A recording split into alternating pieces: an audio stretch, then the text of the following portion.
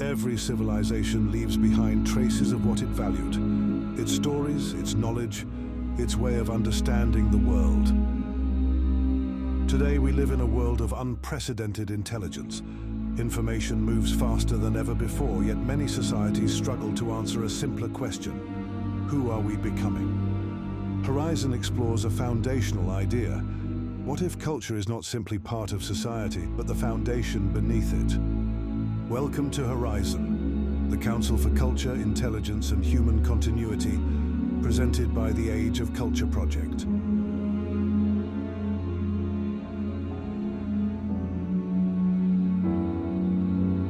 Good morning. Good morning. Good afternoon or good evening, wherever you are joining us from.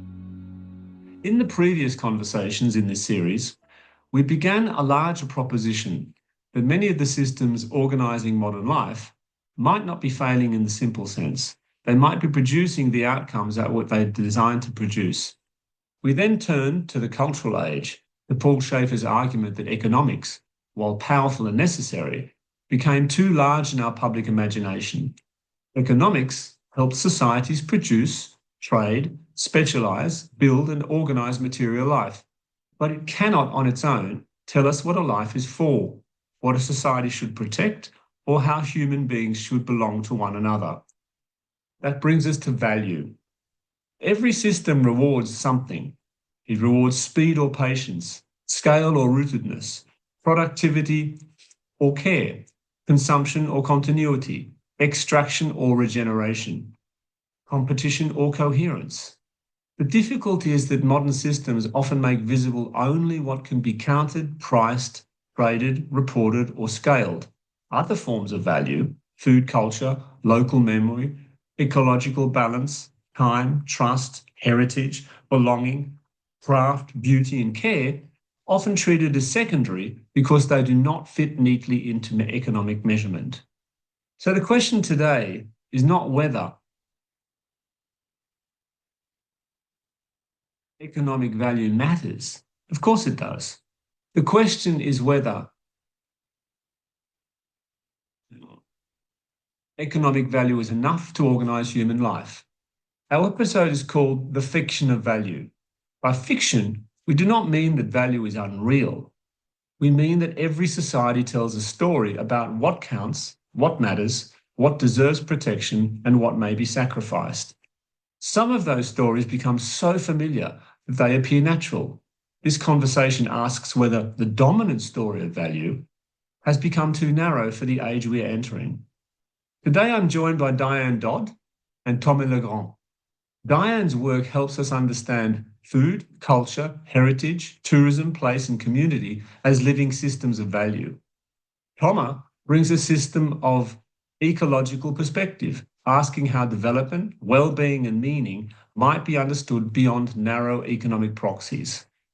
The task is not to romanticize culture or dismiss economics. It's to ask whether culture gives us a fuller account of value and whether Horizon must help recover that account. Poor question, and perhaps we can start with you, Diane. How do current systems define value and what do they tend to leave out? It's a bit of a dichotomy, really, because many people say, oh, we have more food diversity than ever. We can go to the supermarket, we can eat things from Mexico, from China, and we have more diversity. So trying to tell them that actually, no, they have less diversity is a hard sell sometimes, but it is the truth. As more and more people move to globalized food choices, what we see is that local people dismiss and even reject their traditional food systems. And that means if they reject what was always there for centuries, they were genetically wired to eat certain produce during centuries. There are two effects. One on health, because they're not eating healthily and not eating fresh, local organic food anymore. Also not eating the variety of foods, and we're losing plant and animal varieties at vast rates as a result of that. There is less diversity in the way we prepare and cook and present food. And in turn, we lose the traditions around that, and the way of cooking, the way of preparing, the way, the stories and the traditions, the songs, very often the festivals, because remember, in this globalized system, there are lots of regulations that are often brought in on the premise of protecting our health and well-being. But these regulations can also damage the way we have produced food for centuries. And so there's a lot to be done to think about how do we protect and promote, that food and cultural diversity that is very unique to every region. And how do we celebrate that so that local people feel that pride again in their traditional food and culture, and therefore start promoting it within their own environments. So yes, it's a challenge. Right. Let me jump in there with a little personal question of mine, because as you know, being an Australian, there's a significant Indigenous community in Australia, the Aborigines. They have their own food traditions. And it's interesting what you said, that when they're pulled off their diets that have been in place for thousands of years, there's a health risk. It's interesting, and interesting is probably not the right word, but Aborigines in Australia have amongst the highest rates of diabetes in the world because of the diet that's been changed. But the other thing that I find interesting, and I know we talked briefly about Indigenous diets before, is that they can survive due to their traditions on the land in a way that the settlers could not. The settlers starved in the initial period of settlement in Australia because they didn't know what to eat. It wasn't until they befriended the Aborigines and who taught them this can be eaten, this can't be eaten, that they finally got there. And that memory is being lost. Do you have any other sort of examples where the Indigenous culture has either broadened or saved a settler society that joined that area, for example? And what are we doing about Indigenous communities to protect their gastronomy and their culinary backgrounds and traditions? Mm-hmm. Well, I would say, first of all, we're not doing enough, but from the Sami in Finland to the indigenous populations in Vanuatu and the Pacific states, we've seen the same situation. Quite often it is communities that are most marginalized, that have been most bombarded with globalized food and have been, the ones, I guess, to not have the same pride in their own cultures and maybe strengthened governance systems to be able to protect their local food systems. So it is a particular challenge, but it's not one that hasn't gone unnoticed. In Vanuatu, for example, we have experts there that, we've seen people on the ground who have been, pushing and pushing and pushing to try to explain, that linkage between the rising instances of diabetes and heart disease and the drinking of unhealthy beverages and healthy processed foods. But there are also communities, for Vanuatu is a place that is plagued by natural disasters. And so there's also a subject about resilience, because the plants and animals that they've had for centuries are the most resilient plants in those circumstances. And so now when you get a natural disaster, you also find that, this is a ground for saying, look, let's think about the past as a way of going to the future. And how do we contemporize what they have so that young people can feel interested in it again? I have a great example from Rwanda. So in Rwanda, the sweet potato was the staple for most people for centuries. It is very rich in vitamin A. And so their bodies are hardwired, I would say, in their DNA to need vitamin A. But when, in the last 50, 60 years, they've had increasing amounts of processed food enter their markets, low in vitamin A, but very exciting because they've been marketed to them, they've been presented to them in beautiful ways and exciting ways, food from across the globe. So the community in general have switched their diets to a globalized diet to an extent where the sweet potato wouldn't even be given to their dogs because they saw it as a poor man's food. It was kind of considered as not interesting at all. And a nutritionalist, a doctor from Rwanda, could see this. She saw lots of health problems related to the lack of vitamin A in the diet of Rwandans. And so she set up a company to make globalized produce in a way, pizzas, hamburgers, crisps, snacks. All the good stuff. but using the sweet potato as the base, so that you could get young people to eat vitamin A, and so bit by bit, farmers have started to produce the sweet potato again, because remember, if we don't eat it, they won't produce it. And so that is one of our philosophies here at ICAD as well, is to try to, encourage people to eat a variety of food produce, to think about the different plant and animal varieties that are common and have been used in their regions for many years, and to see how they can be now readapted into their diets again today. Because if we don't eat them, the farmers won't produce them, and then it's game over. Whereas we have, a situation also in, for the planet and for our own health. I mean, there's the two sides of that. So, quick follow-up question on that, Diane, if I may. It's interesting to understand, what was the catalyst? Was it health? Was it culture? Was it policy that put the sweet potato back center stage? Or was it, in fact, the community itself that wanted to defend the cultural value or the value of its food that the market at the time was not doing? Where do you see the catalyst or the main trigger for that switch? In the first instance, it was health, because it came from a nutritionalist, a doctor who saw firsthand the ailments that people were suffering, and a steady campaign then to try to encourage people to eat healthily and to eat vitamin A. Interesting, she used a business model to do that. So she created a business and produce that would attract young people.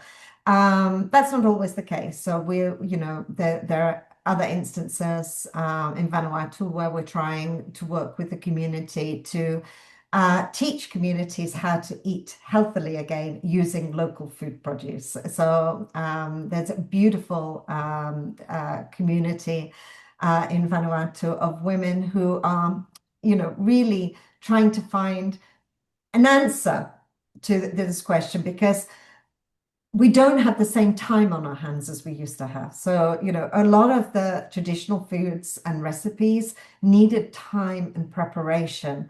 And, slow food is slow food because it takes time to prepare good food. So, but how can you teach young people to eat healthily when they have short time to prepare food and they need to prepare it quickly? So we're working also with influencers and Instagram videos, trying to get, ways to reach young audience to say, hey, look, you can eat local and you can eat healthily and you can eat, traditional recipes, but quick. If you need to. So in our busy lives, how do we address that? So. And Diane, what about the relationship to food? Because we talked about value at the beginning, and how do we sort of talk about food value, not price, but food value, as you mentioned rituals, you mentioned relationships. is there an awakening or a consciousness of that value that's a non-monetary value in these cultures? Well, what gives me hope is that young people really see the value of connecting this to climate change. So when you talk about no, I'll give you an example. So we have a Young Chef Award, which we ask the young finalists to present a traditional dish as their grandmother would have cooked it, and then a contemporary innovation on that. So for fine dining or bistro presentation, because remember, we're not in the fields working in the fields or in the mines anymore. We don't need masses, huge, stodgy, big plates of food, but we need a more fine approach to food.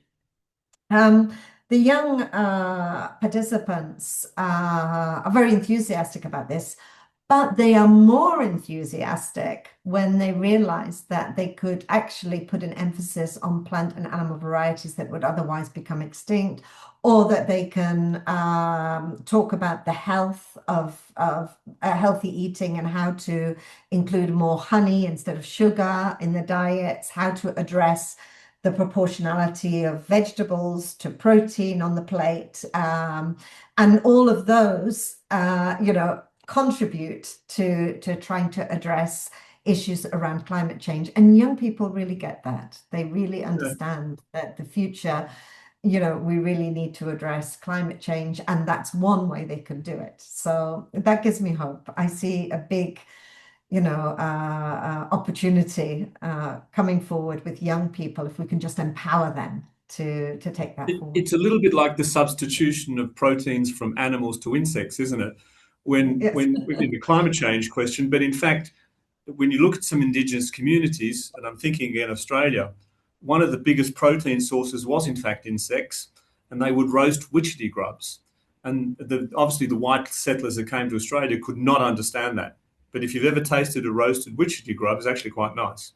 High in protein, high nutritious value. It's just the preparation's a bit tricky. So it's this that we need to protect, I think, and sort of that value, that cultural value of those rituals and that wealth of diversity, I suppose, is what we're after. So let me just sort of talk to Thomas here, because you're talking about value. It's something that's embedded in rituals, in food. It's struggling to keep up with the modern age, etc. But from a systems perspective, why do modern development frameworks struggle to see the value that you're describing? It's interesting that you brought in the environment, because the environment is obviously something that they can see. So maybe that's a lever on which we want to pull. So do you see, from a systems perspective, is that the opening opportunity we have to preserve, conserve, or protect some of this food heritage?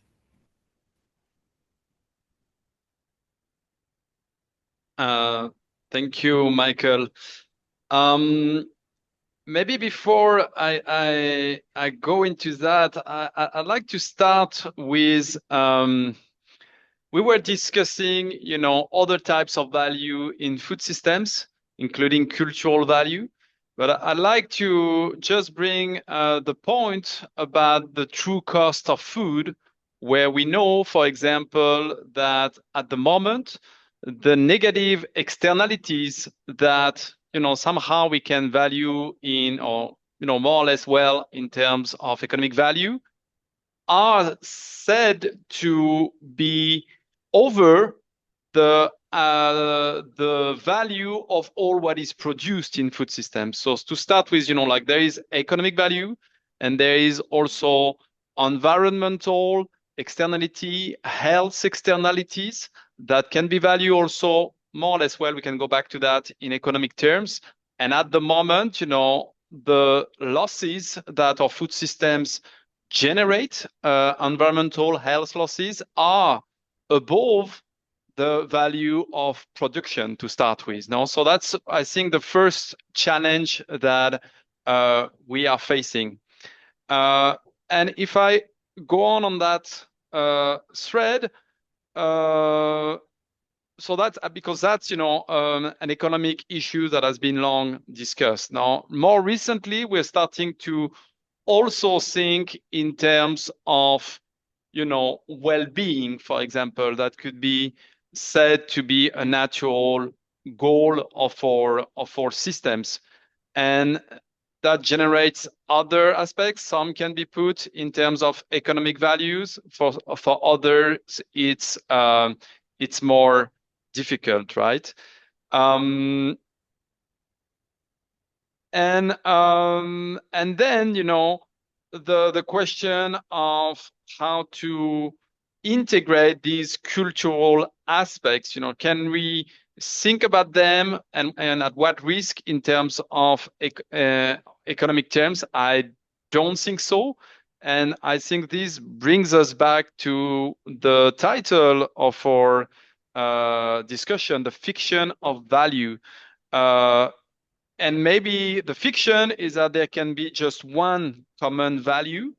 The fiction is that it can be singular. And that leads us, when we talk about culture, to talk about values. And it's interesting, that word, it's not, the word are often what, we can approach culture through that word of values. And I think there is a whole history how these values have been replaced by one single economic value to guide our decision making. And just to say a word on why is that very quickly, I think there is Albert Hirschman. He has a book in the 70s called The Passions and the Interest. And he is making the case that modern thinkers promoted commerce and profit thinking are the way to replace the destructive passions of men, the aristocratic values of glory, honor, and war. So that was, what was called the gentle commerce, do commerce, that trade would make people more peaceful, predictable, and rational. The other part of it is that, economic science developed and replaced our vision of, or impose the vision of human beings as Homo economicus, just guided by rational and guided by, profit seeking, we could say almost. And I think that has come out also because it came out with modernity, which has originated in Europe and largely as anti-religious movement, trying to bring rationality and take out, the conflict that religion wars in Europe brought. And, I think little by little, all these conflicting values were kind of put out of the public space, and what the result was that I think we have lost the capacity to think about our ends, and the means have little by little replaced the end. So the means, economic, technological development, have become end in themselves, and I think we need to redefine, what is the real value, what should be our real objective we should pursue as society. And I propose in my book, Politics of Being, that actually we need to move away from having more and economic development, GDP, to being more, which is a real I think should be the real bottom line for our societies. So just wanted to make that clarification as we discuss these aspects. No, thanks for that. I mean, you touched on a number of you being French, of course, and me living in France. There is in fact that cultural, I wouldn't call it a war, but a cultural to and fro around agriculture in France in particular. And when you talk, it's being driven obviously by very much an economic proxy, output, productivity. And you mentioned, in fact, a point that no one really talks about too much, the negative externalities for which no one actually pays the cost. And the other thing is that that you mentioned as the cultural level, because now you have bigger farms, fewer people, so the social fabric of what was once rural France is disappearing. The small villages that used to be thriving places of commerce, culture, interactions with other people are dying. They've become dormitory suburbs of bigger cities. And so, to some extent, have we relied too heavily on economic proxies? And what are these proxies failing to see? Are they failing to see exactly what you're mentioning? The social dimension, the cultural dimension. I would even go as far as say the political dimension, because there is a range of political opinions that don't necessarily agree with this productivist orientation of agriculture in France.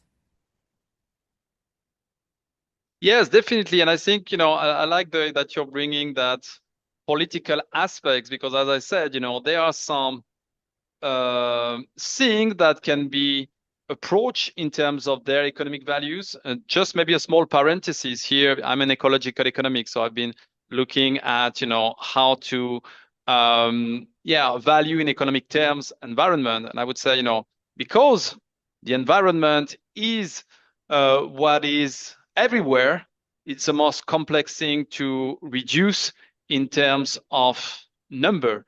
And when we do it, we rely on the data that we have, and we often, lose a large bit of that. I can give just an example. In France, we have that plan for a number of years already about cancer. And what is being termed avoidable cancer are the cancers that are linked to our lifestyle, because it's easy to measure. It's easy to ask people, have you been a smoker? Do you drink? Do you do sports, etc.? And then compare that to their health. But it's much more complex to say, to see if people have been exposed in their lives during decades to different sources of pollution and what mix of pollution.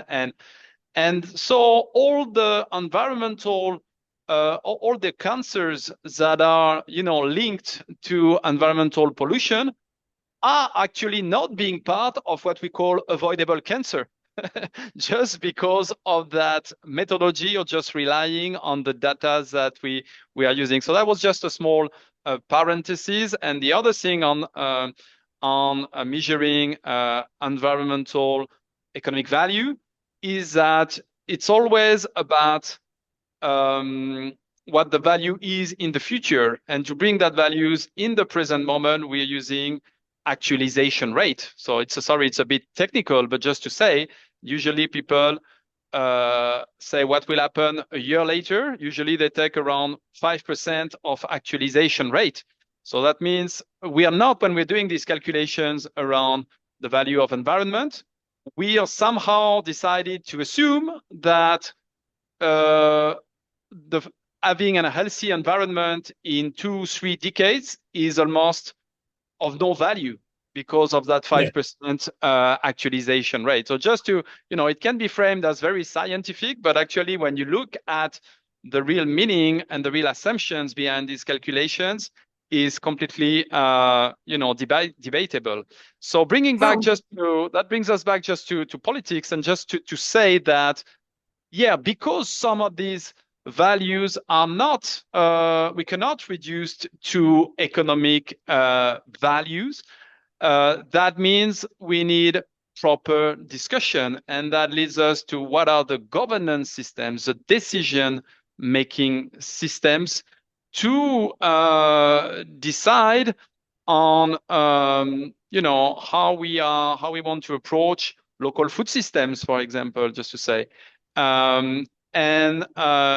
This is definitely a governance aspect, something we cannot leave to markets alone to decide on, right? No, it's a great point. And you mentioned a couple of things that are very topical in France at the moment, le circuit court, for example. But the circuit court, again, there's an economic element to this, because often the food that's often in the circuit court is more expensive than the stuff you find on the shelves in the supermarket. So there becomes to be a class distinction to who can buy the short circuit or close vegetables that are made in the market gardens, as opposed to buying the mass-produced supermarket. That's a really interesting question. And you also mentioned another thing about time. And I want to ask you one question about public institutions and governance. How can they account for long-term value when political and economic systems reward short-term outputs? What needs to change?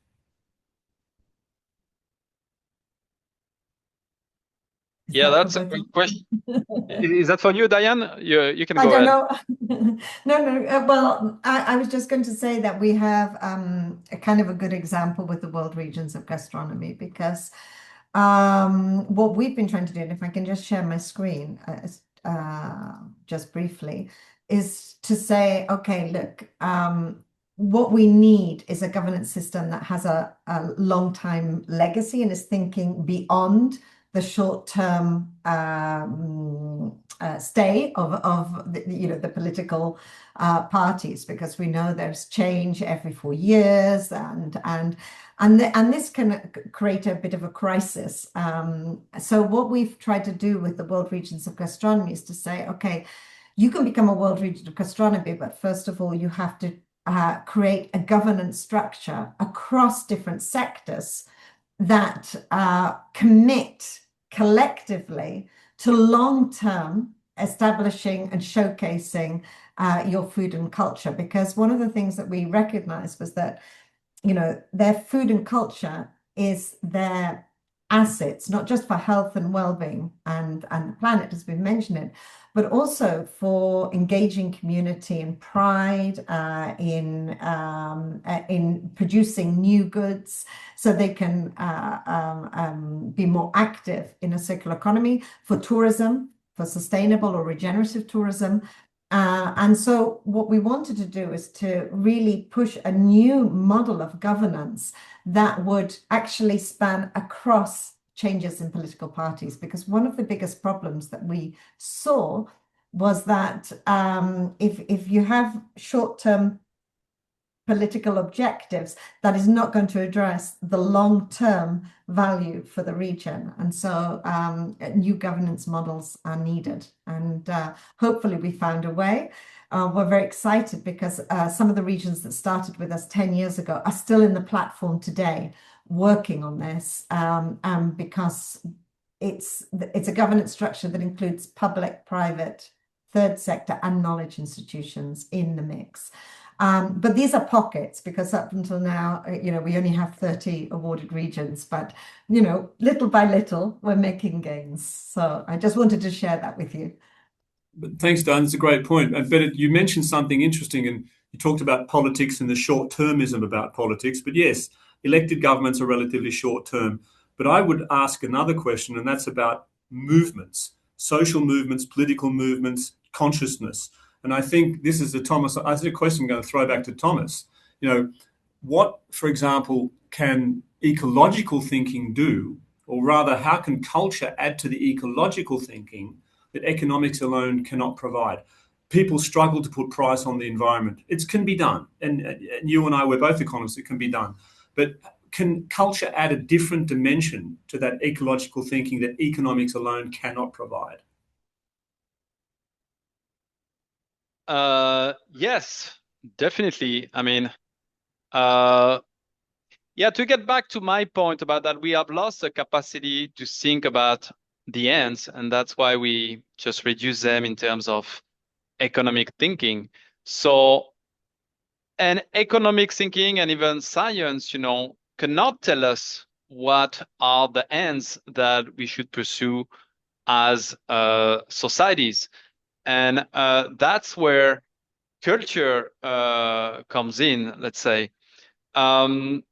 So what we are, so I work with the United Nations Development Program, and we are running this Conscious Food Systems Alliance, and we are having the first Global Conscious Food Systems Summit organized with the government of Bhutan in September.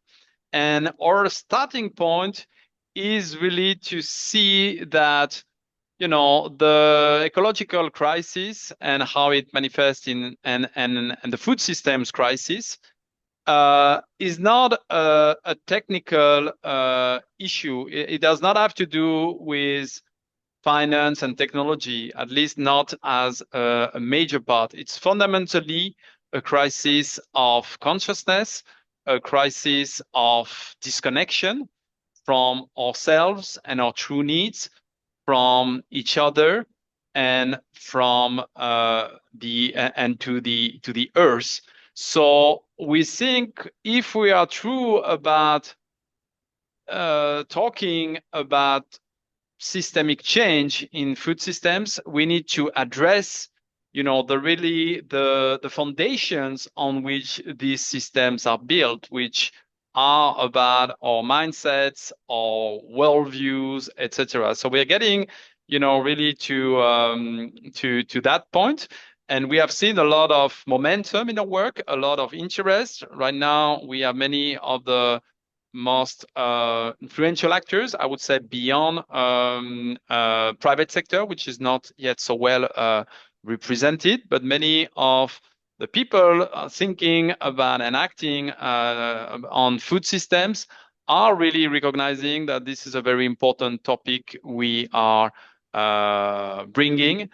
And it's very rewarding to see the inspiration, the excitement that we have, the momentum that we have around this work at the moment. No, it's great. It's a wonderful thing. And in fact, you've just made me think of what Paul Schaefer had been saying earlier.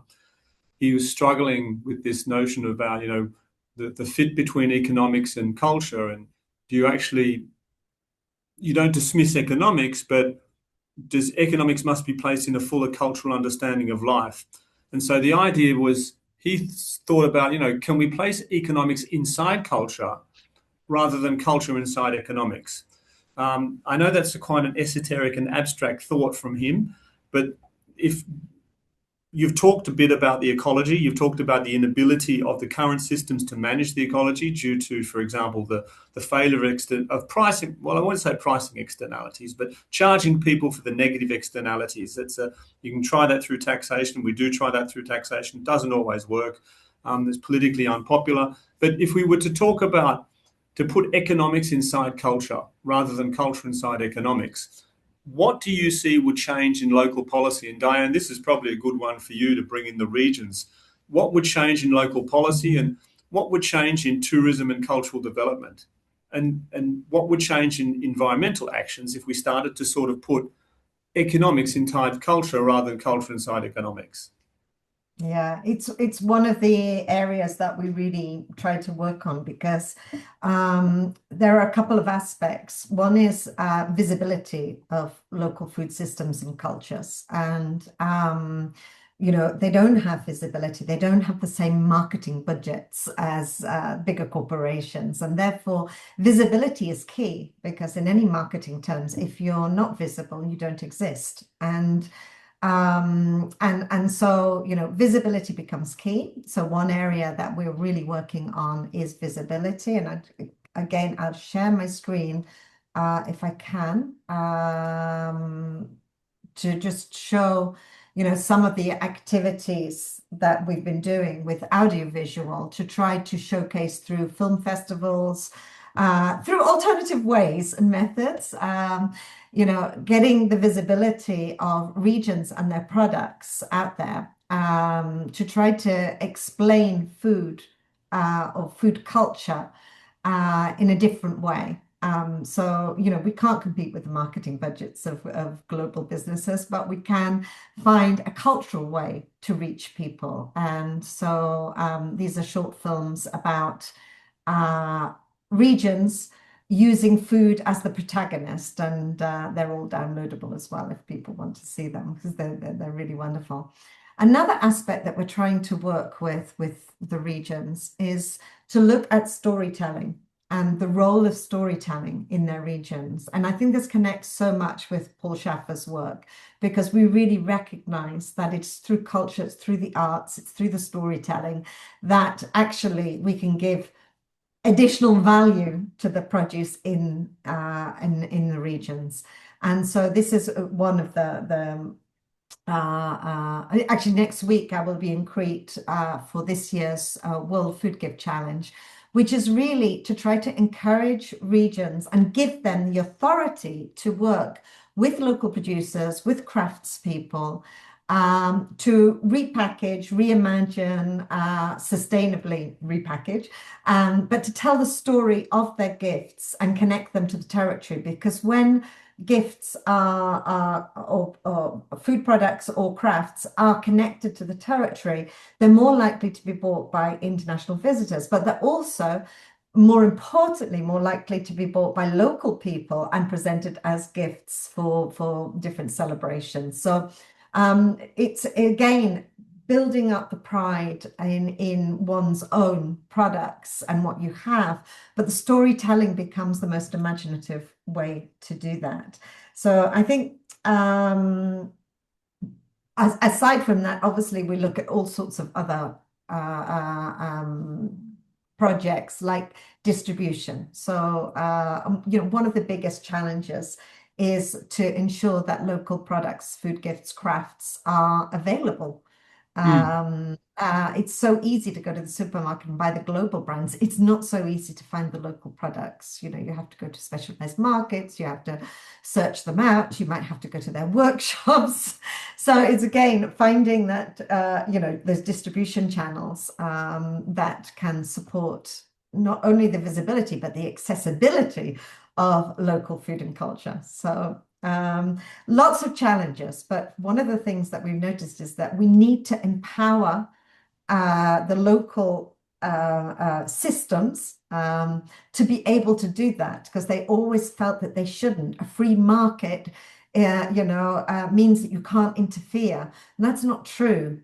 A free market is a free market, and you can interfere to a certain extent in giving visibility, but in certain contexts. So we're trying to find smart ways to help the policymakers. Exactly. And the word that was on the tip of my tongue was simple things like awareness. You talked about markets to find these products. If you don't know those markets exist, you're not aware. So, we talked about change in local policy. We talked about, what needs to be changed in education.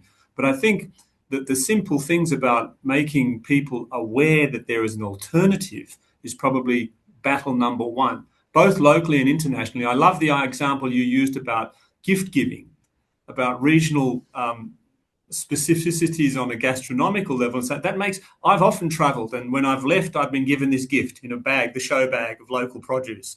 And I love it. It's things you never have met before. And then you think, where can I find that back home? You usually can't. But there's a ripple effect, isn't there? If that continues, maybe there's a ripple effect to help these communities grow and their products and food heritage to become better known and then grow the awareness. And so I suppose it's a good question about the link between cultural development and tourism. Yeah, but food producers and crafts producers, they need support in that. And especially in the packaging and the storytelling, because they're very good at doing their craft and very good at their food produce.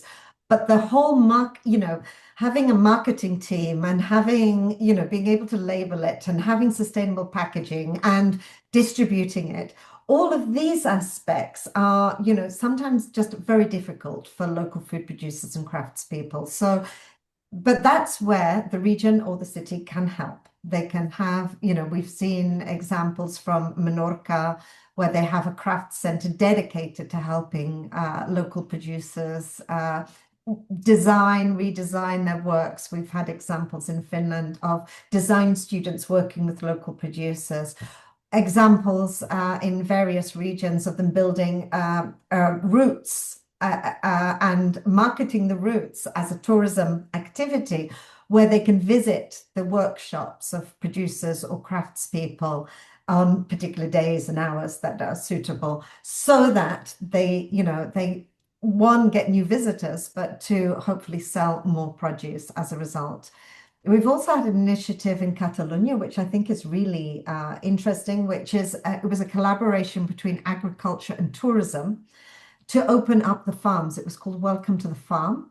And the idea initially was to try to raise awareness in the local community of the local food products. And it sounds very simple. It sounds very, but it wasn't that simple, because the farms needed to have education and training in how to create an itinerary for visitors, a place to welcome people and for them to wait until everybody was there. Then the itinerary, how much information is too much information? How do you make it interesting? How do you make suitable tasting at the end? How do you follow hygiene and health and safety? Do you have toilet facilities? How do you market that? So all of those aspects were taken care of by the administrations, agriculture and tourism together, to help the farms open up, which gave them a new activity. But this initiative has been going for 10 years now, and many farms involved. And it is reported now that the farms sell 90% more products as a result of this initiative in their local community. And that has to be good, you know, for them, but also for the environment, because that's 90% of goods that they don't have to export. So that's good for everyone. Good for the environment, good for the consumer. That sort of brings me back to you talked about all these different players getting involved. Now, there is, in fact, to use a nasty economic term, there's a lot of value creation there, because there's the goods that are being sold, there's the coming together of people from different parts of the community, there's the fact that there's not the negative externalities being generated because it's local produce. So how is that? Is there any, and Thomas, this may be a question for you too, in such a scenario, how would public value be assessed? Because, I mean, there's a lot of positive things coming out of what Diane is describing, both socially, economically, politically, environmentally, gastronomically. All of this is value creation. But how do we capture and articulate that value creation so people understand that you don't necessarily have to put a price on it, but there's value? I like to think a very simple economic concept, opportunity cost is also a good way of measuring value. If you didn't do this, what else would you have? And so what would your insight be on the value dimension of what Diane is describing? Thanks, Michael. And getting back also, weaving it maybe with your previous questions about how do we re-embed economics into culture, I was drawn to talk about the case of Bhutan, you know, as we are doing our global summit with the government of Bhutan, who is famous for their gross national happiness, right? Happiness, yes. Exactly. So they are asking people about different dimensions of around happiness, and they are as part of their framework of gross national happiness, they are also cultural preservation is very important, environmental preservation is very important, and there are questions on all that. And just to say that, yeah, maybe I think maybe 2 decades ago, I'm not exactly sure about the dates, there was a question for Bhutan to enter the World Trade Organization. And they were, you know, thinking about entering that. And then they did their assessments about what would be the impact, not the environmental impact, but the impact in terms of gross national happiness. And doing that assessment led them to decide not to enter the World Trade Organization. So, you know, I think that's a great example. And that leads and it echoed the fact that some of these values are actually not measurable. No, here we are talking about interview, which are qualitative analysis, you know, how this is supposed to impact positively, negatively on different aspects of life. They have, I think, 9 aspects of life linked to their 4 goals of socioeconomic, culture, environment, and I think, if I remember well, governance maybe. Getting back to the title, you know, when we say the fiction of value, there is also that question of whose values. And I like very much, I've been working a lot myself on forest conservation, and Bhutan put in its constitution that the forest cover could not go below 60%, which, you know, is an amazing regulation. And that to somehow, you know, leads us to, so Bhutan is quite, we could say almost an indigenous cultures. And I like to mention other indigenous cultures and that are coming with this new approach of giving rights to nature. So, when we're talking about, whose value, some people think that nature not only has value, but actually is a subject, of rights.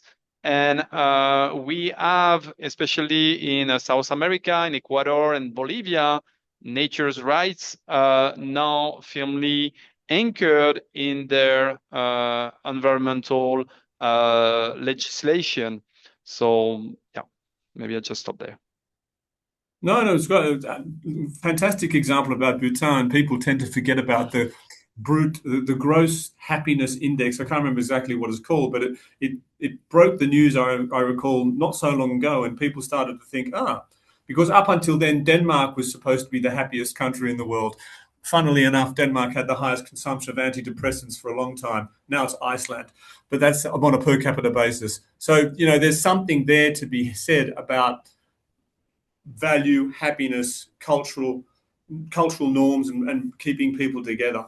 So look, what I think I'm going to wrap this up, because what this conversation has made very clear is that culture, or value rather, it's never neutral. And you just said value can be seen from different perspectives. Some of the things that remain harder to defend because they can't be valued so easily, things like care, time, memory, place. We've talked about ecological continuity, trust, belonging, craft, and the meaning of community. Those things suffer because they can't necessarily be valued in the same way. So what we want to say is, coming back to Paul, it's not that economic value doesn't matter. It does. The question is whether economic values become too dominant as the public language through which we decide what deserves protection and what does not. So, for Horizon, this matters because culture cannot carry responsibility if value remains trapped inside narrow categories of price and growth, etc. So a cultural age, coming back to Paul's thinking, would require a fuller account of value. And it always reminds me of when I was working in corporate world, so to speak. People were very obsessed with price. And a new person came in and said, we should stop talking about price and talk about value. And it was interesting because he never articulated what he meant by that. It was a very abstract and vague concept, but it shifted the thinking away from this narrow definition of price to this notion of value. What do you get out of it? As an economist of training, I always come back to the good old microeconomics neoclassical indifference curves. You put yourself on your own indifference curve and you think, my utility is my utility. I'm on an indifference curve. So what I see as value may not be what someone else sees as value, but it's my value. And I think that's a challenge, I suppose, for policymakers to understand how value can be seen in different ways. So just sort of coming to sort of, if we're sort of worried that, have we put too much of a market price, or have we this comes to the point I was just saying, have we mistaken price for value? And Thomas, maybe it's a good point for you to sort of jump in at the end. Where would you see the distinction between, say, price and value? Yeah, well, to me, price, relates, is not equal, but relates to economic value, right? And as I said, it's not the only value. There are many things that cannot be reduced to economic values, including what we call cultural values, same word. So, yeah. And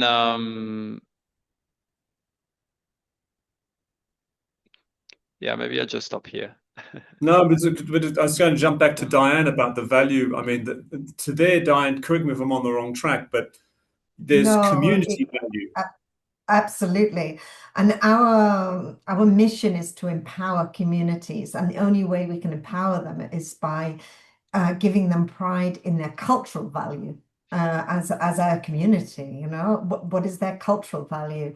And it all comes down to that, because their food and cultural assets are really their unique selling points. So we can bring it back to the economic argument again.